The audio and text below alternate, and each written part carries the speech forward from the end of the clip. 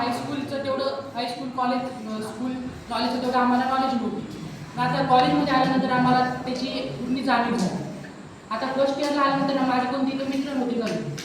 सगळे जुने विद्यार्थी माझे कॉलेजचे सायन्सला आणि कॉमर्सला गेले होते. त्यामुळे डिप्लोमाला इथं कोणीच नव्हतं माझं ओळखीचं. त्याच्यामुळे इथं आल्यानंतर फर्स्ट इयरला तर तेवढे कोणी चांगले मित्र झाले नव्हते. पण सेकंड सेमपासून एकदम सगळे मित्र चांगले व्हायला लागले.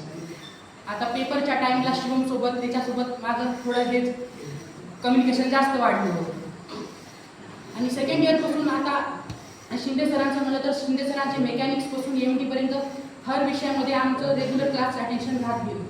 कारण की त्यांचा विषय असा होता की त्यांचा एकही लेक्चर मिस झाल्यानंतर पूर्ण त्याचा फ्लो फुटून जात गेला. सेकंड सेमला आणि थर्ड सेमला पाटील सर कोणतेही शिक्षक वाचून राहिले की सरांचा क्लास दिवसभर राहत गेला.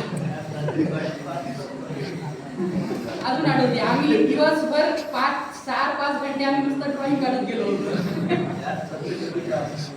आणि कुलकर्णी सरांच्या क्लासमध्ये आम्ही सगळे काम केलं होतं. अभ्यासही केलं होतं. झुंगा नाही झाला आमचा कुलकर्णी सरांच्या क्लासमध्ये.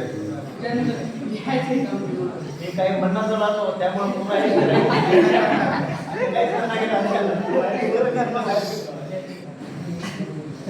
आणि सर पाटील सर बॅच चांगली आहे माझी.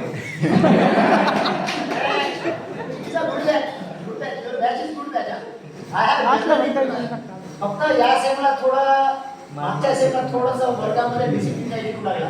मात्र इट इज गुड बॅच. दरवेळेस जर नाही आपण एक आपल्या ग्रामीणची जी बॅच म्हणतो त्या टाईपची बॅचेस आहे चांगली बॅच. जाधव सरांनी आम्हाला आमच्या प्रोजेक्टच्या ह्याच्यामध्ये फार मदत केली. त्यांनी नसल्या तर आमच्या प्रोजेक्टचं काय झालं तर आम्हालाच माहिती. मॅडम म्हणजे सगळ्यात परेशान झाल्या म्हणजे मॅडम आमच्या बॅचमुळे. थँक्यू.